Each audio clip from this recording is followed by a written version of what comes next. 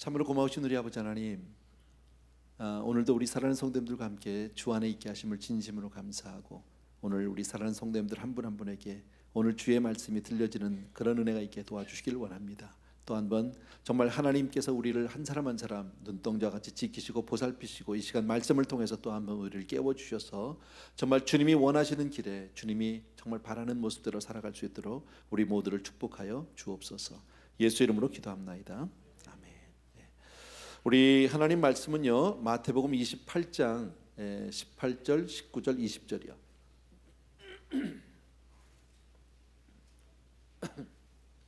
18절, 19절, 20절 우리 세 절, 우리 너무 잘 아는 주님의 지상 명령, 이 말씀 우리 같이 한번 읽겠습니다. 한 목소리로 같이 읽습니다. 시작. 예수께서 나와 말씀하여 이르시되 하늘과 땅의 모든 권세를 내게 주셨으니 그러므로 너희는 가서 모든 민족을 제자로 삼아 아버지와 아들과 성령의 이름으로 세례를 베풀고 내가 너희에게 분부한 모든 것을 가르쳐 지키게 하라. 볼지어다 내가 세상 끝날까지 너희와 항상 함께 있으리라 하시니라. 아멘. 저는 지난 한 주간 동안에 약 열흘 정도 한국을 갔다 오게 됐습니다. 원래 예정에 있던 저 방문은 아니었었는데요. 갑작스럽게 조금 나가서 중국 선교에 관한 것들 때문에 조금 나가게 됐습니다. 사실은 그 동안에 중국 선교에 대해서 조금 저 혼자만의 가슴앓이가 조금 있었어요. 어떻게 하면 조금 더 잘할 수 있을까? 물론 중국 땅에 많은 선교사님들이 있고 많은 사역들이 이루어지고는 있지만은 그러나 조금 분명하지 않은 어떤 경우에 있어서는 좀 더 어떻게 하는 것이 효과적일까 많은 고민이 좀 있었습니다. 그러는 가운데 중국 한족 지도자들이 한 56명이 서울을 방문한다, 훈련을 받기 위해서 나온다는 이야기를 듣게 됐어요. 그래서 그 말을 듣는데 꼭 가보고 싶었어요. 가슴이 뛰고 이분들을 만남으로써 뭐 특별한 어떤 계획이 있었던 건 아니지만 이분들과의 만남을 통해서 어쩌면 하나님께서 새로운 어떤 그 사역을 열어주실 수 있지 않을까, 그런 막연한 기대라고 얘기할까요? 그래서 나가게 됐습니다. 결과적으로는 51명이 참석을 했어요. 5명은 비자를 받지 못했고요. 51명이 왔는데 한족 지도자들이지만 여러분 대부분 왜 우리가 얘기하는 지하교회라고 해서 뭐 이렇게 숨어서 이렇게 드리는 교회는 아니에요. 그러니까 이제 퍼밋을 받지 못했다는 얘기죠. 그러니까 그러니까 나라에서 인정하지 않는 어떤 교회 지도자들, 어쨌든 그러나 복음 안에 있는 그런 지도자들이 51명이 나왔다는 게 얼마나 감사한지 모르고, 그리고 대부분 그분들이 이렇게 부자들이 아니에요. 다들 힘들게 사시는 분인데도 불구하고 중국이 요새 여유가 있어서 그런지 몰라도요, 자기들이 다 자비로 경비를 내서 왔어요. 그것뿐 아니라 또 이분들이 한국에 이렇게 나오려면 나라에다가 디파짓을 해야 된대요. 혹시라도 한국 가서 안 들어올까 봐. 그래서 약 한국 돈으로 1억 원을 한 사람 앞에 1억 원이 아니라 51명이 1억 원이 1억 원이 한 사람은 없죠. 근데 51명이 1억 원이라는 돈을 이렇게 공탁입니까? 이렇게 걸어놓고 그리고 나오셨어요. 마침 이제 저희들이 이렇게 그분들을 왔을 때 그 수양관에서 만나게 됐는데 감시원 2명도 같이 왔더라고요. 그러니까 조금 저희들 긴장 안 할 수가 없는 게 이분들은 지금 복음만 해서 이렇게 훈련을 하고 이제 은혜를 받게 해줘야 되는데 이 감시원이 2명이 있으니 이걸 어떻게 해야 되나 이제 고민을 하는데 하나님께서 지혜를 잘 주셔서 감사한 것은 그래도 그분들이 아마 한국에 오면은 그 쇼핑이 굉장히 중요한가 봐요. 그래서 같이 있던 그 팀 멤버들이 올 때 보니까 전부들 빈 가방을 하나씩 다 가져오셨다고. 그래서 그 감시원 2분은 첫날만 같이 있고 둘째 날부터는 시내 관광 등 해가지고 그분들 따로 인도해서 쇼핑 마음대로 할 수 있도록 그러는 바람에 이제 집회를 잘 했습니다. 너무 좋았습니다. 은혜도 많이 받았고 또 새로운 어떤 뭐 정확하게 이거다라고 얘기할 수는 없지만 새로운 방향과 또 선교사님 통해서 많은 것들을 배우게 됐고, 교회가 앞으로 중국 선교를 어떻게 했으면 효율적일까, 어떤 그런 방향도 조금은 잡아가지고 와서 얼마나 감사한지 몰라요. 불과 한 열흘 정도 뭐 있었으니까 그렇게 뭐 길게 있었던 것도 아니고 제가 한국 어떤 교계라든지 사회를 모두 다 뭐 꿰뚫고 왔다 이런 것도 아니에요. 근데 그저 제가 느끼면서 한 일주일 열흘 남짓 이렇게 있으면서 오늘 설교를 준비하게 됐어요. 사실은요. 그래서 교회는 왜 존재하는가?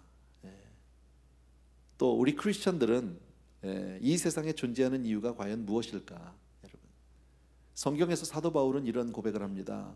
차라리 나는 빨리 죽어서 주님 앞에 가서 주님을 만났으면 좋겠다. 그러나 내가 죽지 않고 이 세상에 남아있는 한 가지 이유가 있다면 복음을 전해야 하기 때문이다 라고 고백합니다. 이것은 꼭 바울만의 고백은 아니라고 생각해요. 우리 한 사람 한 사람, 저와 여러분도, 복음 안에 있는 저와 여러분도 동일한 고백을 해야 할 줄로 믿습니다. 많은 사람들은 이렇게 생각합니다. 세상에서 오래 살기를 원하고 행복하게 살기를 원합니다. 우리도 마찬가지고 믿지 않는 사람도 마찬가지예요. 그런데 여러분 가만히 따져보면 그것은 진정한 우리의 삶의 이유나 목적이 될 수 없어요. 왜냐하면 정말 우리가 이 땅에서 오래 사는 게 목적이라면, 오래 사는 걸로 따지면 천국 가서 영생하는 것만큼이야 되겠습니까? 그죠? 행복으로 말한다면 우리의 삶이 그래도 이만하면 미국 땅에서 괜찮게 산다, 그만하면 복된 삶이다라고 얘기해도 각자의 삶을 뒤돌아보면 다 아픔이 있고 슬픔이 있고요, 고통 가운데 있어요. 눈물의 시간들이 참 많아요. 그러나 저 천국을 간다면 어떻습니까? 거기 눈물도 없고요, 질병도 없고, 다시는 이별도 없고, 슬픔도 없고, 죽음도 없는 그러한 곳 아니에요? 그러니까 이 세상에서 우리가 오래 살기를 원하고 행복하게 살기를 원한다는 어떤 인생의 목적을 가지고 산다면 그것도 바른 목표라고 우리가 얘기할 수 없다라는 겁니다. 그렇다면 우리가 특히나 크리스찬으로서 저와 여러분이 이 땅에 살아가는 이유는 뭘까? 여러분, 구원받은 사람이 이 땅에서 우리가 살아야 할 이유가 있다면, 하나님께서 우리를, 저와 여러분을 이 땅에 남겨두신 이유가 있다면 바로 선교 명령을 성취하기 위해서다, 복음을 전하기 위해서다. 동의하세요? 네, 동의가 시원치 않아요? 네, 가슴속으로 동의하셔도 괜찮아요. 크리스찬으로서 우리가 전도하면 좋지요. 그렇게 살고 싶지요. 그런데 잘 안 되는 것도 현실이고요. 성경을 통해서 보면 하나님은 우리에게 많은 것들을 명령하세요. 그죠? 예를 든다면 사랑하라라고 얘기해요. 물론 사랑해야 되는데 그 사랑이 쉽지 않아요. 왜냐하면 우리에게는 그 사랑할 만한 능력이 없다라는 데 문제가 있는 거죠. 한 예를 들면 남녀 간에 너무너무 사랑합니다. 죽지 못해서 두 사람이 도저히 헤어져서는 살 수 없기 때문에 같이 결혼을 합니다. 그렇게 서로 사랑을 확인하고 약속하고 결혼해서 사는데 그 사랑을 지켜내기가 여간 어려운 것이 아니에요. 많은 경우에 그 사랑을 끝까지 지키지 못하고 중간에 깨어지는 경우도 참 많아요. 왜요? 우리는 사랑해야 하지만 사랑해야 할 만한 능력이 우리 안에 없다라는 거예요. 지상명령인 전도, 선교해야 하는데 우리 안에 전도해야 될 만한 그런 능력이 없다라는 거예요. 그런 힘이 없다라는 거예요. 그러나 우리 주님께서는 오늘 이 말씀을 통해서 너희는 가서 모든 족속으로 제자를 삼으라는 거죠. 그리고 아버지와 아들과 성령의 이름으로 세례를 주고 내가 너에게 분부한 모든 것을 가르쳐 지키게 하라고 말씀하고 있는데, 한마디로 얘기하면 너는 순종하고 기도하고 믿고 가라는 거예요. 몸만 가라는 거야. 발만 움직이고 몸만 움직이면 나머지는 내가 해주마. 여러분, 선교는 사람이 하는 게 아니고요, 선교는 교회가 하는 것이 아니라 결국 주님이 하시는 일인 줄로 믿습니다. 근데 누구를 통해서 하느냐? 하나님의 말씀을 듣고 그 말씀에 순종하는 사람을 통해서 하시겠다라는 거예요. 저는 우리가 그 자리까지 가면 좋겠다라는 생각을 해봤습니다. 한국에 가서 며칠 있으면서 뭐 택시도 타고 택시 기사들 이야기도 듣고 또 사람들의 이야기도 이렇게 듣고 하면서 제 마음은 참 많이 서글펐고 안타까웠어요. 물론 그것이 전체 사회상이라고 얘기할 수는 없겠지만 제가 느낀 것은 교회는 더 이상 한국 사회에 있어서 더 이상 빛도 아니고 소금도 아닌 것 같았어요. 세상 사람들에게 어떤 소망이나 기대를 전혀 주지 못하는 안타까움, 더 나아가서는 사람들이 함부로 그저 짓거려대는, 씹어대는 비난의 대상, 손가락질의 대상, 욕하는 대상일 수밖에 없는, 어떤 경우에는 택시를 탔는데요, 제가 목사라는 것을 혹시 그 사람이 알까봐 조금 두렵기도 하더라고요. 목사라고 그러면 더 욕할 것 같아서, 교회를요, 더 믿는 사람들을 욕할 것 같아서 그런 불안함도 없지 않아 있었습니다. 한국에서 어떤 통계 조사가 있어서 여러분에게 조금 소개를 한다면, 한국 갤럽에서 조사를 했습니다. 한국인의 종교와 종교의식 보고서라고 하는 그런 리포트 가운데서 일부분을 여러분에게 소개합니다. 2004년과 2014년 10년에 걸쳐서 조사를 했답니다. 2014년 작년이겠죠. 2004년에 20대 꼭 기독교가 아니라도 종교가 있다, 믿는다, 나는 종교를 믿는다는 사람이 2004년에는 약 45%였답니다. 그러니까 20대의 약 절반 정도가 종교를 가지고 있었던 사람들입니다. 근데 2014년에 와서 보니까 31%로 급락합니다. 그러니까 과거 10년 동안에 젊은 세대가 무려 14% 정도가 빠져나갔다라는 거예요. 이것은 한국 사회만의 문제는 아닌 것 같아요. 우리도 똑같은 것 같아요. 요즘 교회들마다 젊은이들을 찾아보기가 쉽지 않아요.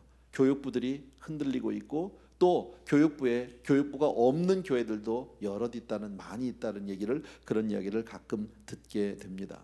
어쨌든 종교가 이만큼 영향력을 잃어가고 있고 종교에 대한 호감도도 떨어지고 있다는 것을 볼 수 있고요. 특별히 젊은 층의 종교 이탈 현상이 뚜렷하다. 이 말은 달리 바꾸면 종교 인구가 결국은 고령화되고 있다. 이것은 우리 교회도 예외는 아닌 것 같아요. 여러분 주변을 돌아보시면 20대 30대가 그렇게 많지 않아요. 그죠? 연세 많은 분들이 많다라는 겁니다.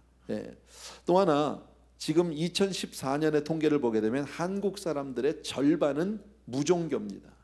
비종교인이 50%, 종교인이 50%, 반반이다. 두 사람 중에 한 사람은 아예 종교가 없다라는 겁니다. 또 하나 슬픈 소식은 지난 10년 동안에 불교는 무려 24%의 증가율을 보였습니다. 전 인구 가운데서 불교 인구가 가장 많고요. 두 번째가 기독교고 세 번째가 인구수로 보면은 천주교인데, 어쨌든 불교는 과거 10년간에 약 24%의 증가를 가져온 반면에 기독교는 약 21%의 감소를 가져왔습니다. 이게 얼마나 무서운 얘기예요, 여러분. 어떤 종교를 떠나서 우리가 예수 안에서 본다면 그만큼 많은 영혼들을 잃어버리고 있다라는 거죠. 저는 제가 한국을 다녀오기 전에도 고난주간 즈음에서 그 전부터 제가 이런 말씀을 간혹 드렸습니다. 제 나름대로 느끼는, 제가 정확하게 영적인 진단을 했는지 안 했는지는 모르겠지만 제가 느끼는 요즘의 영적인 상태, 어떤 교회의 상태는 마치 바벨론 침공 직전 같은 느낌. 모든 것이 안전하다 평안하다 할 그때지만 언제 우리가 무너질지 모르는, 어쩌면 하나님은 등을 돌리고 계신 것 같은 그런 느낌. 교회는 그렇게 많지만 은혜는 보이지 않는 그런 느낌이었다라는 것이 솔직한 느낌입니다. 왜 교회가 이렇게 되었을까요? 나름대로 이것이 정확한 진단일 수도 있고 아닐 수도 있겠지만 제가 느낀 걸 오늘 몇 가지를 같이 나눠보려고 합니다. 오늘 본문 말씀을 중심으로 나눠본다면 왜 교계가 이렇게 됐을까? 왜 기독교가 이렇게 빛을 잃어버렸을까? 왜 더 이상 힘이 없고 능력이 없을까? 능력을 잃어갈까? 저는 첫 번째 이유가 우리 한 사람 한 사람이 교회가 주님의 명령대로, 정말 주님의 약속대로 그렇게 순종하고 그렇게 실천하지 않았다라는 것, 그렇게 살아오지 않았다라는 것. 말씀대로 우리가 정말 순종하지 못했기 때문이다. 주님은 우리에게 가서 복음을 전하라고 말씀했는데 너희는 가서 모든 족속으로 제자를 삼아서 그렇게 하라고 말씀을 해주셨는데, 명령했는데 우리는 어땠습니까? 나 자신에게, 여러분 스스로에게 물어본다면 여러분은 정말 이 복음을 전할 이웃이 있기는 한가요? 정말 이 복음을 전할 만한 그런 열정이 여러분에게 있습니까? 저 자신도 마찬가지고 여러분도 보면 참 거기에 우리가 뭐라고 답하기가 참 부끄러운 경우가 참 많다라는 거죠. 이번에 가서 참 귀한 선교사님을 만났는데 그 선교사님 말씀이 이런 말씀을 하더라고요. 너무나도 정말 우문이에요, 우문. 아주 정말 바보스러운 질문이에요. 당신은 선교지에서 또 많은 선교사님들을 만나고 가는 곳마다 선교사님들을 많이 만나는데 선교사님들에게 이런 질문을 한답니다. 당신은 지난 주간에 전도하셨습니까? 여러분, 선교지에 있는 선교사에게 지난주에 전도했다고 묻는 질문이 어디 있습니까, 세상에? 그런데 놀라운 것은 그 질문 앞에 시원하게 대답을 하는 선교사가 거의 없다라는 거예요. 이게 어쩌면 우리의 영적인 현실인지도 몰라요. 너무 무서운 것 아니냔 말이지. 여러분, 샘물은 자꾸 퍼내서 사람들에게 나눠줘야 정말 그 맑은 샘물이 계속해서 나온다는 거죠. 그 샘물을 퍼내지 아니하고 그냥 고여있게만 하면 결국 썩어서 악취가 나서 아무도 먹지 못하게 되는데, 이것이 바로 오늘날 교계의 현실이 아닌가. 여러분, 우리는 주님의 명령대로 살지 않고 전부 나만을 위해서 살아왔다라는 거죠. 교회가 왜 세상으로부터 손가락질을 받습니까? 교회가 대형화됐기 때문입니까? 큰 건물을 가졌기 때문입니까? 목사들이 유명해서입니까? 아니라고 생각합니다. 그것이 이유가 아니라 너무 자기밖에 모른다는 거죠. 세상을 향해서 교회가 아무것도 하지 않았다는 거죠. 주님의 명령대로 그렇게 살지 못하는 모습을 볼 때 세상은 자연히 화가 날 수밖에 없는 거죠. 우리는 어떻게 하면 하나님의 명령대로 살 것인가? 어떻게 하면 하나님의 비전대로 정말 주님의 관심과 기도와 사랑을 가지고 그리고 헌금을 가지고 땅끝까지 어떻게 나갈 수 있는 것인가에 대해서 고민해야 할 줄로 믿습니다. 여러분, 초대교회를 보게 되면 주님은 오순절 성령 강림 이후에 하나님의 교회, 몸된 교회를 정말 세워나가기 시작합니다. 그리고 많은 사람들이 정말 주의 이름으로 모여서 믿음 공동체, 은혜 공동체, 사랑 공동체를 만들었습니다. 그런데 하나님은 그 가운데 사람들을 불러내고 계셨어요. 예를 든다면 이런 거죠. 초대교회 때 베드로 같은 사도들과 같은 그런 목회자들을 불러주셨어요. 또 그런가 하면 사도 바울과 같이 선교의 사명을 가진, 너는 내가 정말 이방 민족을 택한 나의 그릇이라고 얘기한 그 사도 바울과 같은 선교사로 부른 사람들도 있고요. 또 초대교회 때 7 집사님들과 같이 평신도로 부르신 그런 사람들도 있다라는 거죠. 부르심의 모양은 다 다를 수 있습니다. 목사로 부를 수도 있고 선교사로 부를 수도 있고 혹은 평신도로 부를 수도 있지만 이 모든 그룹의 공통점은 뭡니까? 동일하게 부름을 받았다라는 거예요. 그런 면에서는 저와 여러분 모두가 다 부름받은 사람이라는 사실에 대해서 잊으시면 안 된다는 거죠. 목사든 평신도든 우리가 있는 자리에서 하나님은 우리를 부르고 계신 줄로 믿습니다. 어떻게 부르셨습니까? 너희는 가서 모든 족속으로 제자를 삼으라고 얘기했다라는 거예요. 가서 전도하라고 그렇게 부르셨다라는 겁니다. 먼저 여러분, 우리가 제자가 되기 위해서는 오늘 말씀을 통해서 먼저 기억할 게 뭡니까? 먼저 가야 한다라는 거죠.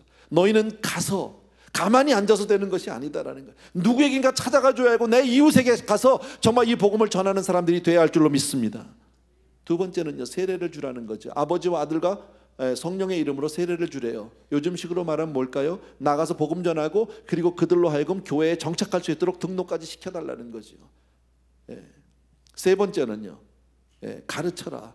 너희는 내가 너에게 분부한 모든 것을 가르쳐 지키게 하라고 말합니다. 가르치라. 말씀을 가르침으로 말씀대로 순종하며 살 수 있도록 그렇게 만들어줘라. 예수를 믿는 데서 그냥 멈추지 말고 더 주님의 말씀들을 알아서 그대로 살 수 있게 해라. 여러분, 다시 말씀드리면 저와 여러분에게는 예수 믿고 구원받은 것에 머물러 있으면 안 된다, 그 얘기예요. 여러분, 그런데 현실은 어때요? 예수 믿고 구원받은 데 머물러 있는 사람이 얼마나 많습니까? 장로, 집사, 권사의 직분을 받고 그것으로 만족하지 말라. 근데 실제로 그 직분 안에서 만족하는 경우도 많고요. 주일마다 예배에 와서 그저 예배 참석했다 가는 것으로 만족하는 경우가 얼마나 많은지 모릅니다. 10년, 20년 그렇게 신앙생활하고 그렇게 허송세월하는 경우가 얼마나 많은지 모르는데, 그렇게 사는 것은 결국 영적으로 포기하는 거예요. 영적인 성장, 영적인 발전을 결국은 포기하는 것이다, 여러분. 그래서 성경은 말씀하는 것이 뭡니까? 우리에게 정말 말씀대로 신앙생활을 해달라는 거죠. 저는 이것이 해답인 것 같아요. 이 시대에 세상이 요구하는 것, 하나님이 요구하는 건 물론이겠지만 세상이 바라는 게 뭡니까? 우리에게 바른 교회가 되어달라는 거죠. 바른 신앙자가 되어달라는 거죠. 믿음의 정말 본이 되어달라는 거죠. 믿는다는 겉에 정말 경건의 모양만 가지고 있는 것이 아니라 진짜 알맹이가 있는 크리스천이 되어달라는 거죠. 참 신앙을 가지고 가진 그런 사람으로, 그런 신앙을 보여달라는 거죠. 죄송합니다. 이게 우리가 이 시대에 회복해야 될 것이 아닌가. 두 번째는요, 한번 따라해 주셨으면 좋겠습니다. 복음을 가진 교회가 큰 일을 할 수 있다. 복음을 가진 교회가 주의 일을 할 수 있어요. 여러분, 건물이 아니에요. 규모가 아니에요. 조직이 아니에요. 복음이 있어야 해요. 근데 우리는 규모로, 건물로, 조직으로 일을 하려고 했어요. 그동안 한국교회는 건물을 크게 치면 교세가 커질 것으로 생각해서, 그래서 교회들마다 무리해서 정말 경쟁하듯이 빚을 져가면서 건물들을 얼마나 크게 지었는지 몰라요.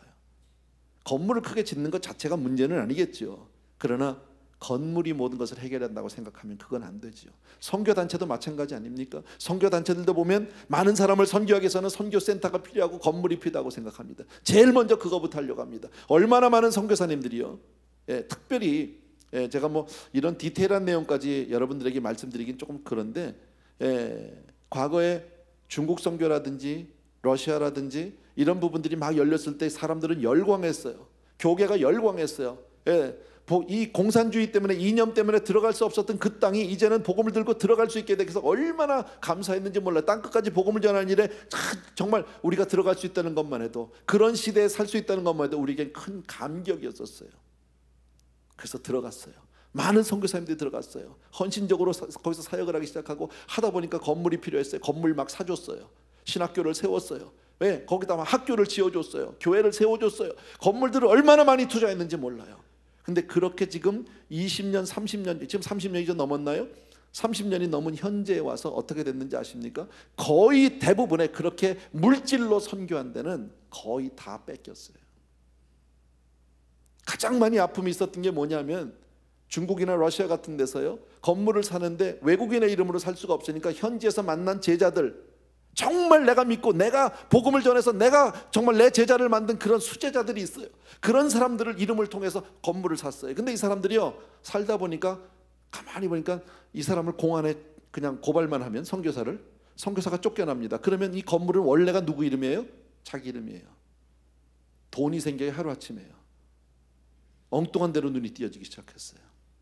선교사님들은 사람에게 배반당하고 사역지 잊어버리고 건물 다 뺏기고 그리고 추방당하고, 그리고 현지인은 결국 믿음을 떠나게 되고 건물만, 돈만 갖게 되고, 이게 지금 얼마나 많은 실패의 한 모델인지 몰라요.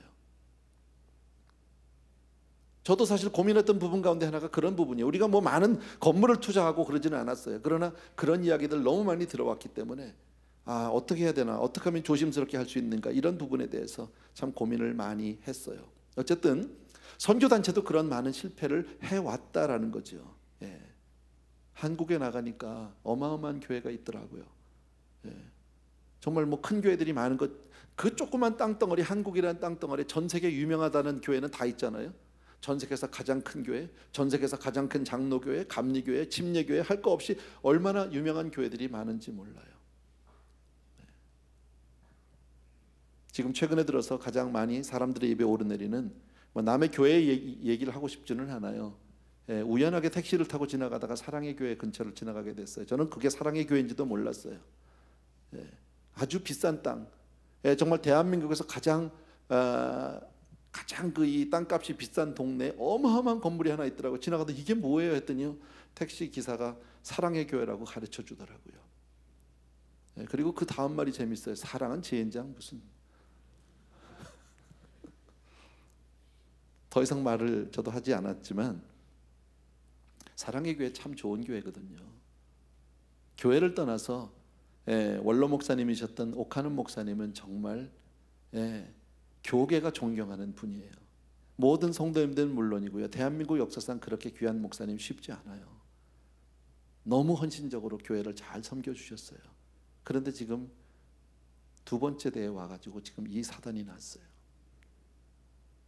한때는 4만 명, 5만 명이 출석하던 교회가 지금 2만 명 남짓한대요. 그 큰 건물이 지금 빚덩어리가 되고 말았어요. 아직도 사회적으로 해결될 문제가 많고 신문에 오르내리는 교회가 되고 말았다라는 거예요. 저는 뭐 사랑의 교회를 비난할 마음은 조금도 없습니다. 그러나 이것은 우리가 역사적으로도 봐왔던 얘기가 아니냔 말이지. 우리 성도님들 유럽 여행 가보신 분들 참 많아요. 가보면 그 유럽의 유명한 관광지들, 그 유명한 성당들 앞에 가서 사진 찍고, 거기 가서 둘러보고 돌아옵니다. 과거에 그만한 건물을 지으려면 얼마나 힘들었을까요? 얼마나 많은 성도님들의 눈물과 기도가, 헌신이 있었을까요? 우리 가히 짐작해 볼 수 있잖아요. 그런데 그 큰 건물이 결국은 뭐예요? 이제는 예배는 없는 관광지로 전락해버리고 말았단 말이죠. 많은 사람들이 찾아가는 관광지일지는 모르지만 하나님의 입장에서는요, 쓰레기 같은 곳 아닐까요? 여러분, 건물이 큰 일을 하는 것이 아니다라는 거예요. 저는 그런데 오늘 본문, 오늘 말씀 가운데, 오늘 제가 읽진 않았는데 사도행전 28장 맨 끝에 보면 이런 표현이 있어요. 제가 읽어드릴게요.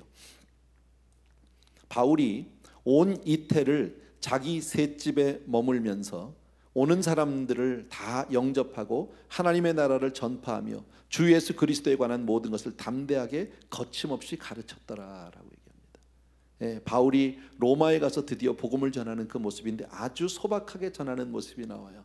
그러니까 2년 동안이나 복음을 전하는데 셋집에서, 새들은 집입니다. 셋집이 크면 얼마나 크겠습니까? 여러분, 오는 가는 사람 다 영접하고 거기서 복음을 전했다라고 얘기합니다. 바울은 선교센터를 짓지 않았어요. 큰 교회 건물도 있지 않았어요. 사람들은 건물에 관심이 있지만 바울의 관심은 예수에 있었어요. 바울의 관심은 복음 안에 있었어요. 우리는 자칫 잘못하면 건물의 노예, 조직의 노예가 될 수 있어요. 제도의 노예가 될 수 있어요. 이것이 현대교회가 가지고 있는 치명적인 약점이라고 생각해요. 여러분, 그것으로 모든 것이 된다라고 생각하는데 큰 교회가 큰 일을 하는 것이 아니라 복음을 가진 교회가 큰 일을 합니다. 예수가 있는 교회가 영향력을 미치게 되는 줄로 믿습니다. 바울을 통해서 보면 새방에서도 큰 일을 했고요, 그리고 감옥에서도 큰 일을 했어요. 감옥 안에서 얼마나 많은 복음서들을 써냈습니까? 우리가 서신서들을 다 거기서 나온 거 아닙니까? 그죠? 거기다가 얼마나 큰 일을 했냐면 그 새방에서 정말 우리가 볼 때 그 초대교회 때 무슨 목사, 장로, 집사, 권사가 있었겠습니까? 그런 타이틀도 있지 않았어요. 많은 경우에 사람들은 타이틀이 없어서 일을 못한다고 얘기하는 사람들도 없지 않아 있어요. 그러나 그 당시에 무슨 타이틀이 있었으며 무슨 조직이 있었으며 아무것도 가진 게 없고 셋집이 크면 얼마나 크겠냐는 말이죠. 그러나 그 적은 숫자의 모이들이 모여서 예수 그리스도의 생명을 받았을 때 그들을 통해서 로마가 뒤집어졌어요. 예수의 생명, 복음의 참 능력은 여러분 어떤 외형적인 데서 규모에서 나오는 것이 아니라 예수 안에 있는 줄로 믿습니다. 사람들은 눈에 보이는 것, 가시적인 것이 큰 일을 한다고 생각합니다. 그래서 얼마나 많은 대형 집회들을 꿈꿔왔고 그렇게 해왔는지 모릅니다. 무슨 집회, 무슨 대회 얼마나 많이 했는지 모릅니다. 그리고 얼마나 많은 프로그램들을 또 프로그램을 했는지 모릅니다. 그러나 사실은 그렇지 않다라는 거예요. 여러분, 우리가 성경을 통해서 잘 알지만 기독교의 본질은 큰 스피커에다가 사람들 큰 광장에 모아놓고 스피커를 틀면서 큰 소리로 외치는 것이 복음이 아니에요. 여러분, 복음은 누룩과 같아서 정말 가루 속에 슬그머니 스며들어서 거기서 녹아지고 거기서 영향력을 내면서 변화시키는 것이 그게 복음이라고 얘기한다라는 거죠. 여러분, 유명한 교회가 좋은 교회가 아니라 소문이 많이 난 교회가 좋은 교회가 아니라 복음이 있는 교회가 좋은 교회인 줄로 믿습니다. 이 시대가 요구하는 모양은 바로 거기에 있다라는 거예요. 저와 여러분이 복음 안에 바로 서야 한다라는 거죠. 여러분, 교회가 없어서가 아니잖아요. 크리스천이 없어서가 아니잖아요. 신학교가 얼마나 많고 목사가 얼마나 많은데 교회는 점점 빛을 잃어가고 힘을 잃어가고 영향력은 없고 세상 사람들의 질시와 어떤 비난의 대상으로 떨어지고 있지 않느냐는 말이죠. 저는 선교 현장에서도 보았어요. 이번에 만난 선교사님인데 제가 잘 아는 분이에요. 사실은 오래전부터 알던 분인데 참 귀한 분이세요. 롱스토리 다 얘기할 수는 없지만 똑똑한 분이고, 정말 평신도로서 있다가 하나님 앞에 헌신하고 목사가 되신 분이세요. 근데 이분이요, 한 가지 깨달은 게 있어요. 자기도 처음에 선교를 하면서 정말 자기가 한국에 있던 집, 아파트 팔아서 다 나눠주고 그걸로 섬기고 했다는 거죠. 그런데 그렇게 물질을 가지고 섬겼을 때 남는 것이 없더라고요. 결과가 없더라는 거죠. 열매가. 그 당시는 사람들이 몰려들었고 그 당시는 사람들이 많이 와서 자기에게 찾아와서 그게 복음이, 그게 선교라고 생각을 했는데 결과적으로 5년 10년 지나고 나서 보니까 그렇게 선교한 사람들은 남아있지 않더라는 거죠. 이번에 제가 한국에 나가서 그 중국 지도자들을 만났다고 그랬잖아요. 그분들을 섬기게 됐는데 그 모든 지도자가 제가 지금 얘기하는 그 선교사님의 열매세요. 한 지역에서만 51명을 데려오셨어요. 물론 더 있어요. 또 다른 지역에도 있어요. 이 사람 제가 여러 차례 얘기했어요. 과거에도 몇 년 전부터 만났을 때마다 혹시 선교사님, 우리 교회가 뭐 도울 일은 없을까요? 우리가 할 수 있는 일은 없을까요? 라고 얘기할 때마다 이분이 이렇게 얘기했어요. 저는 필요 없어요. 기도해 주세요. 제가 필요한 건 사람이지 물질은 아니라고 얘기하더라고요. 그래도 선교하려면 물질이 필요하지 않을까요? 그래서 저는 괜찮아요. 늘 그랬어요. 그 왜 그럴까? 한쪽으로 좀 궁금하기도 했고요. 근데 이분이 그거예요. 자기가 물질을 가지고 선교를 했을 때는 열매가 없었는데 정말 복음만 가지고 바울처럼 예수님처럼 그렇게 한 영혼을 끌어안고 같이 울고 같이 기도하고 한 영혼을 변화시켜 놨더니 변하지 않더라는 거죠. 이번에 참석하신 분들이 지도자들이 평신도 지도자들이에요. 각자 나가면 다 지도자고 자기 교회들이 있는 사람들인데 그 사람들이 적어도 이 선교사님과 7년에서 10년 이상 된 사람들이세요.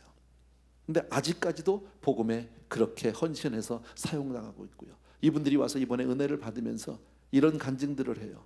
예, 정말 이렇게 정말 우리들이 훈련받고 하나님의 은혜가 새롭게 되니 얼마나 감사한지 모르는데, 내가 돌아가면 내가 섬기는 교회 지도자들, 우리 교회 지도자들을 내가 다음번에 꼭 보내고 싶다. 내가 정말 무슨 일이 있어서도 이걸 보내서 이 사람들에게 복음을 주고, 그리고 기도해달라고, 자기들은 앞으로 모슬렘권을 향해서 나가겠다고, 그 일을 위해서 함께 기도해달라고, 그런 기도 제목들을 여러 사람이 내놨어요. 얼마나 감사한 일인지 몰라요. 그러나 이 선교사님은 이름도 별로 나타난 사람이 아니고 유명한 사람도 아니고 지금까지도 선교센터도 없고 건물도 하나 없고 사무실도 하나 없는 분이세요. 그냥 자기 한 몸으로 그렇게 부부가 나가면서 선신했는데 얼마나 아름다운 열매들이 많은지 몰라요. 나는 이것이 참된 어떤 기독교의 영향력이 아닌가 이런 생각을 합니다. 우리는 유명해지기 원하고 소문내기 원하고 신문 내는 거 좋아하고 방송 타는 거 좋아하는데, 아니요, 복음은 그렇게 전해지는 것이 아니라 예수 그리스도를 사랑하는 한 사람이, 변화된 한 사람이 나가서 정말 주님의 생명을 전할 수 있는 줄로 믿습니다. 변화된 한 사람이 세상을 바꿔놓는 거예요. 세 번째, 마지막으로 말씀을 드린다면 아까도 말씀드렸지만 가라는 거예요. 앉아있어서는 아무것도 되지 않는다는 거죠. 마태복음 28장 7절에 보면 이런 규절이 있습니다. 또 빨리 가서 그의 제자들에게 이르되 그가 죽은 자 가운데서 살아나셨고 너희보다 먼저 갈릴리로 가시나니 거기서 너희가 배우리라 하라. 보라, 너희에게 일렀느니라 하거늘. 이 말은 여러분, 안식 후 첫날 주일날 새벽에 그 무덤을 향해서, 예수님의 무덤을 향해서 기름을 부으려고 달려갔던 마리아에게 천사가 한 얘기예요. 빈 무덤을 발견했습니다. 너무 여자들이 당황했습니다. 그때 천사가 하는 얘기가 뭡니까? 두려워하지 말라는 거예요. 예수님은 여기에 계시지 않고 다시 살아나셨느니라, 부활했다래, 승리하셨다라고 얘기한 거예요. 부활의 소식을 제일 먼저 들었어요, 이 여자들이요.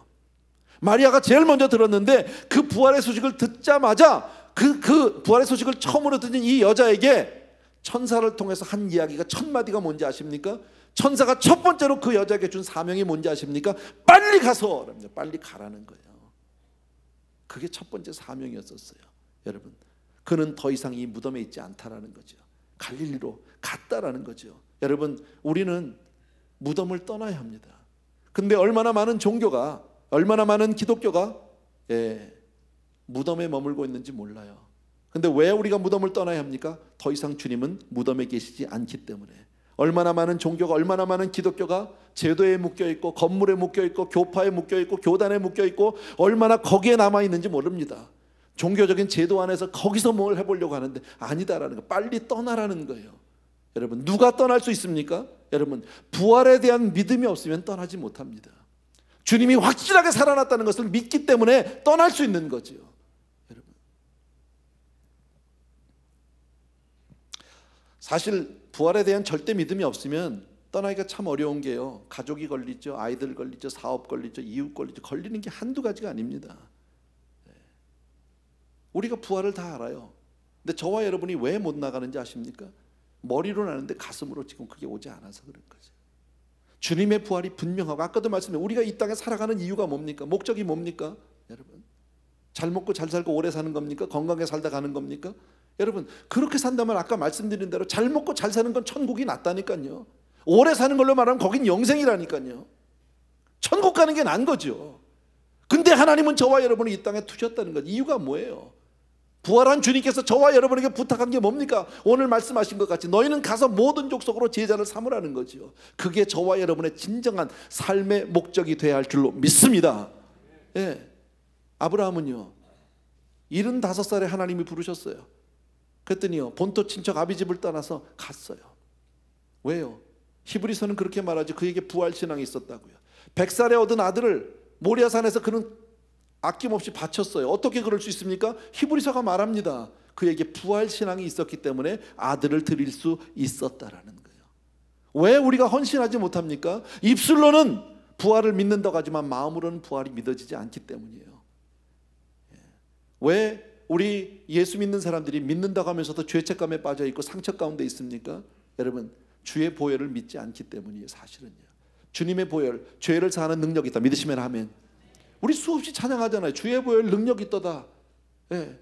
주의 피 믿으오, 그잖아요. 예수의 보혈이 내 모든 죄를 사하시고. 우리는 얼마든지 믿어요. 머리로는 알아요. 그런데 여전히 우리는 죄책감에 허덕이고 있고요, 상처 가운데서 헤어나지 못하는 경우들이 얼마나 많습니까? 어제 새벽에 마침 참 좋은 본문이 있었어요. 열왕기상 8장이에요. 어제 새벽 기도에 우리 생명의 삶 본문이었었는데, 어제 본문의 내용은 이겁니다. 솔로몬이 이제 하나님 앞에 성전을 건축해서 봉헌하고 난 이후에 기도하는 장면이었습니다. 그 기도하는 내용이 뭡니까? 하나님 앞에 성전을 지어 바치면서, 하나님, 우리네 인생은 이러이러하게 죄가 있습니다. 정말 우리가 아무리 거룩하게 살고 아무리 경건하게 살려고 해도 우리 인생은 어차피 죄와 무관할 수 없고 죄 가운데 빠질 수밖에 없는데, 죄로 말미암아 사람과의 문제가 생길 때, 대인관계 문제가 생긴다는 거죠. 또 죄로 말미암아 우리가 정말 전쟁에서 패해서 적국에게 패전을 할 때 전쟁에서 질 수도 있다는 거죠. 죄로 말미암아 가뭄이 오고 병충해가 들고, 죄로 말미암아 정말 이런 흉년이 올 때, 정말 죄 때문에 인생의 모든 아픔과 슬픔과 고통이 있다라는 거죠, 여러분. 그런데 그 죄로 말미암아 우리가 그렇게 고통할 때, 우리가 주의 성전에 와서 회개하고 하나님께 기도하면 하나님 우리를 용서해 주시고 회복시켜 주옵소서. 이것이 기도의 어제 본문의 내용입니다. 여러분 잘 기억하십시오. 하나님의 성전의 가장 큰, 하나님이 주신 우리에게 놀라운 축복 가운데 하나는 바로 뭐냐? 저와 여러분의 죄사함을, 저와 여러분이 죄사함 받을 수 있다는 거예요. 교회에 올 때마다 예배드리고 그냥 떠나는 사람이 아니라, 이곳을 통해서 날마다 새롭게 되길 주의 이름으로 축원합니다. 병든 영혼에서 회복되게 되길 주의 이름으로 축원합니다. 그게 우리가 받는 축복이라는 거죠. 여러분, 오늘 말씀과 같이 정말 예수의 이름으로 우리가 온전히 치료함을 받고, 예수의 이름으로 우리가 온전히 회복함을 받으면, 그 다음에 뭐예요? 부활의 능력을 믿는 사람은 가라는 거예요. 여러분, 우리 이 말씀은 오늘 저와 여러분 모두 다 버리고 이제 선교사로 가자, 그 얘기는 아니에요. 여러분, 내가 있는 자리에서 복음을 들고 나의 분명한 삶의 목적을 깨닫고 그리고 가자는 거예요. 주님이 오늘 그렇게 말씀하는 것 같아요. 저와 여러분, 가자, 같이. 난 끝까지 나와 같이 가자. 그리고 이 복음이 듣지 못한 사람에게 이 복음을 전해보자. 여러분, 나와 함께 이 부활의 소식을 전하자. 우리가 할 수 있는 것은 사실 없는 거예요. 그냥 가드리는 거예요. 발걸음을 옮기는 것 뿐이지만, 우리가 주님이 부활하셨고 살아계신 정말 주님을 증거하고 전할 때, 여러분, 우리 주변이 변하게 될 줄로 믿습니다. 세상이 정말 기대하는 것은, 하나님이 정말 기대하는 것은 참신앙이에요. 믿는 척하지 말고, 여러분, 정말 어떤 종교인의 모습이 아니라 정말 뼛속까지 새로워지는 예수의 보혈로 말미암아, 주님의 능력으로 말미암아 온전히 거듭나서 새로운 삶을 사는 저와 여러분이 되어야 할 줄로 믿습니다. 여러분, 그렇게 살지 못하면요, 어쩌면 우리는 고인물, 썩은 물이 될지도 모르고 사회와 같이 죽은 바다가 될지도 모릅니다. 이것이 저는 제 나름대로 본 지금의 세대라고 생각합니다. 틀릴 수도 있어요. 그러나 분명히 한 가지는 여러분 보셔야 되는데, 우리가 정말 하나님의 말씀대로 순종하고 살았느냐라는 거예요. 왜 한국 교계가 이렇게 곤두박질을 칩니까? 왜 바닥을 칩니까? 왜 세상 사람들의 손가락질을 받는 그런 종교로 전락하고 맙니까? 아무 능력이 없는 크리스천들이 됩니까? 여러분, 우리가 주의 말씀대로 순종하지 못했기 때문이에요. 여러분, 오늘 이 말씀을 여러분 다시 한번 기억해 주시고, 정말 각자가 회개하는 마음으로 주님 앞에 다시 한번 회복되는 역사가 있게 되기를 주의 이름으로 부탁드립니다. 네. 같이 하나 우리 찬송 드리고 싶은데, 눈을 들어 하늘을 보라, 어지러운 세상 중에 하는 찬양이 있어요.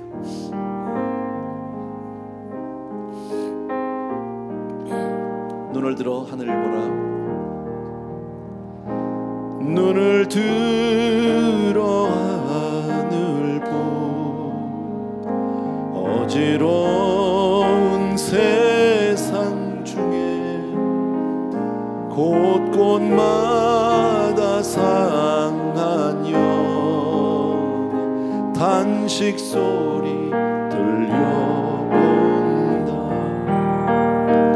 빛을 잃은 마른 사람 길을 잃고 헤매이며 당자처럼 기진하리. 믿는 자여 어이하. 2절이요. 눈을 들어 하늘 보라,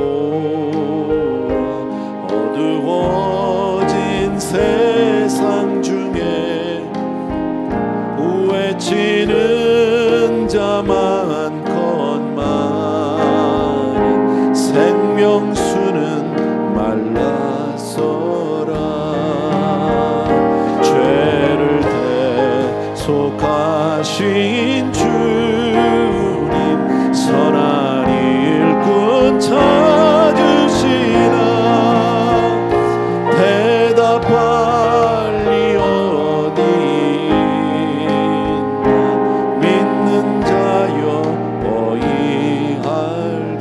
아주 계속해 주시고 우리 같이 한번 기도하는 시간을 갖고 싶습니다.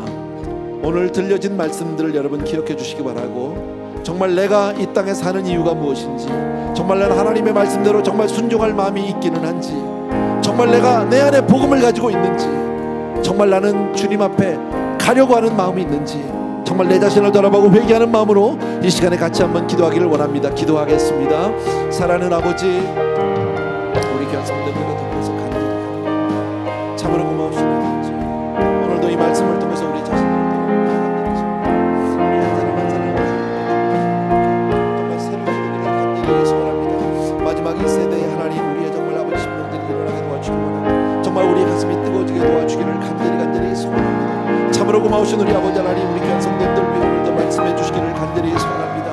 아버지 하나님, 건물 타령하지 않게 도와주시기 원하고, 주여 시설타하게 도와주시고, 우리 안에 참 예수의 생명이 있는 그런 생명들이 되게 도와주기를 간절히 소원합니다. 아버지 하나님, 우리의 심령들이 이 세대가 얼마나 폐역한세대인지 모릅니다. 젊은이들을 잃어가고 있고, 아버지 하나님, 점점 사람들에게 아버지 영광과 외면당하는 현상이 있습니다. 주여 정말 영혼을 알지 못하고 점점 사람들이 육적으로 아버지의 성적으로 그렇게 나가고 있습니다. 세속적인 아버지 사람들에게 도와주고 바라고, 사랑하는 아버지 하나님, 내가 이 시대에 회개하는 심령으로 주 앞에 설 수 있도록 도와주기를 간절히 소원합니다. 참으로 고마우신 우리 아버지 하나님, 주여를 진심으로 감사합니다. 우리 한 사람 한 사람 주여 정말 주님 앞에 그런 바로 설 수 있도록 도와주기 원하고, 하나님 앞에 주여 정말 바로 서는 생각을 주의 말씀 아버지 정말 사람들에게 도와주시옵소서.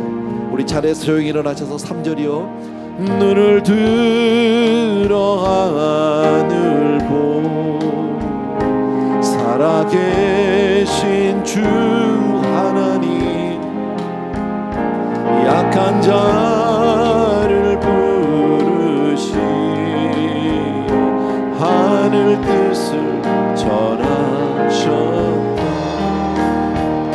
생명수는 홀로 예수 처음이요 나중이라. 주님 너를 부르신 믿는 자여 어이할꼬. 사랑하는 우리 아버지 하나님,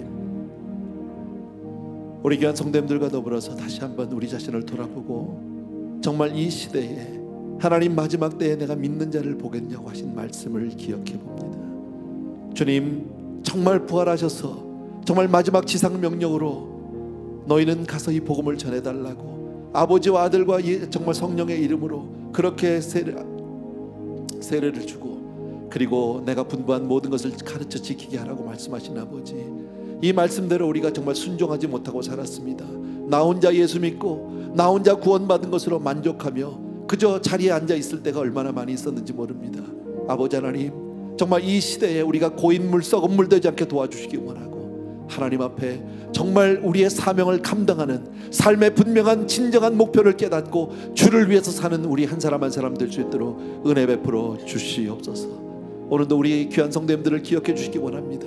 정말 이 시간 예배를 통해서 우리의 삶을 드리며 아름다운 예물들을 준비하고, 이것이 우리의 고백이고 이것이 우리의 전부이고 우리의 사랑입니다.